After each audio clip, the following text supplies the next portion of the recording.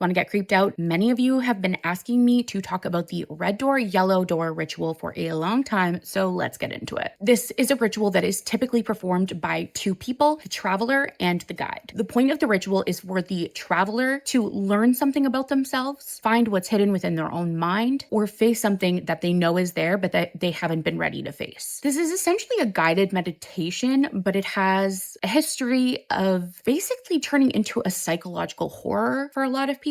And some people who have done the ritual have experienced some really scary things. In this video, we are going to get into how you do the ritual. And if you guys want to hear stories of people who have tried the ritual, let me know in the comments. Now, I will say, as I always say, I do not suggest trying this. Do not try this at home unless you are practiced in the occult and cleansing, in protection. When it comes to the spiritual realm, I would say don't dive in with rituals. Dive in with something that's lighter and, something that's not going to potentially cause this psychological horror in your mind. Now, like I said, there is typically two people who do the ritual, the traveler and the guide, but you can do this ritual solo. However, I do not suggest it, even more than I don't suggest doing the ritual at all, and I'll get into why later. The only thing you really need for the ritual is a dark, quiet room. However, it does say that these things are optional: a pillow, a timer or an alarm clock, and or a voice recorder to listen back afterwards. And this also says it's optional. However, I would say it shouldn't be optional. It's a cup of water to force stop the game, which we'll get into as well. It is said that they don't suggest doing this ritual for longer than an hour, and that is most likely because of the psychological horror that can go on in your mind while you're doing this. So first step, the traveler has to lay down and put their head in the guide's lap. Barf? That's so awkward. Right off the bat, that's a no for me. I'm not putting my head in anyone's lap, even with a pillow. I'm sorry. That's weird for me. Specific movements need to be done by the traveler to begin the ritual as well. They basically have to have their arms in the air and their eyes closed. The guide then places their fingers on the traveler's temple and moves them in a circular motion. Again, this is so awkward to me. I would die. I couldn't do this because I'm just too awkward. The traveler has their arms up in the air still. They're focusing on the guide, and the guide starts chanting red door, yellow door, any other color door. Now, the traveler keeps their arms up until they can't anymore, and they just will naturally start to lower on their own. Once their arms are down, the guide can move on to the next step, and the point of the guide is to guide the traveler. Duh. Hello. I'm sure we all knew that. But they also, I guess, keep track of the traveler's journey, and they start this by asking the traveler what they see. Now, the traveler should describe what they see in as much detail as possible. If they see doors, describe what the doors look like, what they're made out of, what the handle looks like, how the door makes them feel, what color it is. If the doors are in a hallway, same thing. Describe everything. The guide can also remind them by asking them questions like, how do you feel about this door? And also, do you want to go through this door? The traveler essentially explores and goes through the doors as they wish and explore the doors of their mind, which is another name for this ritual, or at least it's a very similar ritual. The traveler should bear in mind to pay attention to everything: visuals, scents, noises, senses, feelings. Describe all of it to the guide, and the guide may ask you questions. Elaborate as much as possible. This includes when a traveler enters into a room. What do the walls look like? What texture are they? What does the ceiling look like? What's in the room? What does it smell like? You get the picture. Now, here are the warnings to this ritual, which are what, to me, make it really eerie right off the bat. If you start the ritual and the traveler sees no doors, do not proceed with the ritual. If the traveler sees a man in a suit, they should ask the guide to end the ritual immediately. The traveler should not open any doors that are stuck, blocked, or locked unless they have the key to the door. The traveler should not go down any stairs, only up, and the only time they should be going down the stairs is to come back down from the stairs that they went up, if that makes sense. Same with elevators. It's okay to go up. It's not okay to go down unless you're returning from the way you came. The traveler should let the guide know immediately if they encounter a trap or if they are stuck somewhere, meaning they can't move forward, backwards. And at that point, the guide should execute the emergency ending of the ritual, which includes that cup of water. If the guide has any sense that the traveler wishes to end the ritual, or it seems like they're in danger, they should also end the ritual. If the traveler describes stairs that lead downwards, the sound of ticking clocks or opens a door to a room full of clocks, the guide should end the ritual. If the traveler hears the sound of rushing water or a door behind which they believe there is rushing water, the guide should end the ritual. And if the traveler encounters any people at all, the guide should end the ritual, but even more so if it is the man in a suit, which we discussed earlier, or an elderly woman, possibly in a Victorian dress. Let me tell you, I would want to talk to her for sure. I would not want to end the ritual, but it says you have to. Now, how does the guide bring the traveler back to this reality to get them out of their mind, get them out of this guided meditation? The traveler starts going back to the point at which they started the ritual. They should also be closing any doors that they opened along the way. However, this step can be skipped if the guide is needing to do an emergency ending to the ritual. The guide will tell the traveler to open their eyes when they reach 1, and then they count down from 5 to 1. To end the ritual in a case of emergency, the guide throws a cup of water on the traveler's face. Probably pretty obvious. There is no doubt in my mind that things can get pretty freaky in someone's brain. I'm speaking from experience. However, this ritual doesn't sound too bad to me, other than the fact that I'd have to put my head in someone's lap and they'd have to rub my temples. It's just weird for me. I don't like it. And by the way, if you didn't know, my name is Megan. I'm a paranormal researcher and investigator, as well as a folklore researcher, and I love bringing spooky content to you.